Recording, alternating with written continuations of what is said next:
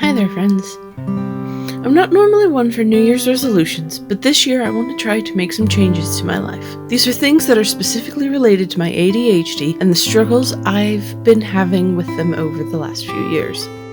Hopefully you find these helpful, and maybe by the end you'll want to make some ADHD New Year's resolutions of your own. Let's dive in. Most of my closest friends read one book a week, so one book a month would probably sound a little bit silly to them. Even childhood me would look at the goal of reading one book a month and wonder what happened. The truth is, I have trouble getting into reading books anymore. This is quite common for those of us who have ADHD. If they were big readers as children, they struggle reading as an adult. In all of 2022, I read 4 books, which for me is actually quite a lot. So I want to keep that momentum going and aim for 1 book a month. My plan for achieving this goal is to bring my e-reader to bed with me, as well as scheduling 1 hour a week for reading. If I manage to keep this schedule, I'll probably finish more than 1 book a month, as I'm a fairly fast reader. But I would be very happy finishing this year having read 12 books. Like so many with ADHD, I'm the absolute worst when it comes to keeping in contact with friends. It isn't because I've stopped caring. In fact, my feelings for our friendship haven't changed at all since the last time we spoke. But because of my ADHD, I take the idea of out of sight, out of mind and apply it to everything, including people. So if I don't see you every day, I just get used to not seeing you and not talking to you. And if you aren't messaging me, I'll probably forget to message you. It isn't personal, I just suck at staying in touch.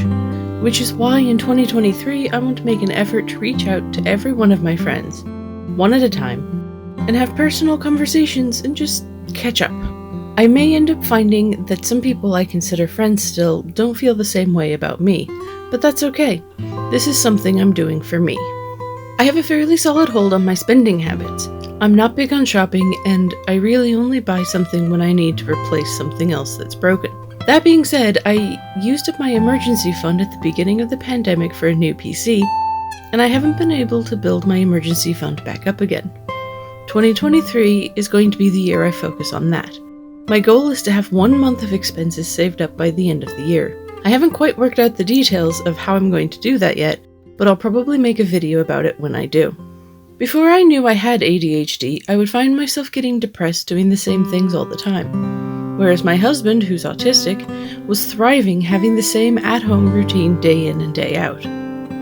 Since finding out I have ADHD, I've tried to add more variety to my life, but that isn't always easy when you're juggling a ton of other things. 2023 is going to be the year I make it more of a priority. I have a couple of ideas for things I'd like to do, but most of the year is still up in the air. I also have to take into consideration a number of health concerns I have.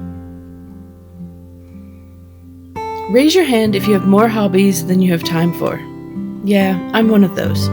I have a ton of different interests and desire to do them all, but somehow when it comes down to it, I just don't have the time for them all. Well, I want to change that in 2023. I want to make time for all of my hobbies, no matter what they are or how long it has been since I engaged in them. With that in mind, I put together a schedule for my week that includes specific time for my current favorite hobbies, and then 3 additional hours a week dedicated to doing whichever hobby I feel like doing at the time. By the end of the year, I'll have nearly 420 hours of hobby time. At that time, I'll reflect on all of my hobbies and decide which ones I want to keep and which ones I'm going to pass on to someone else, so I have even more time in 2024 for all the hobbies I love most.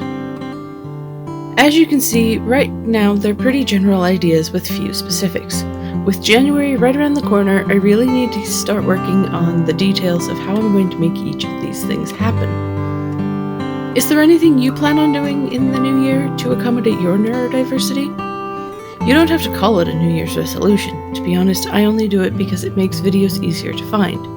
In my real life, I'm just calling them lifestyle changes to accommodate my ADHD. Yours might not look anything like mine. These are just areas of my life that I'd like to make some changes in. I'd love to hear what changes you're going to make next year down in the comments if there's something you're willing to share. Your comment may help someone else who's experiencing the same struggles as you. 2022 is one of those years I'm glad is finally behind us. I hope you had a good year though, and I hope 2023 is even better for all of us. Thank you so much for watching. Please like the video and subscribe if you haven't already, and I'll see you next time.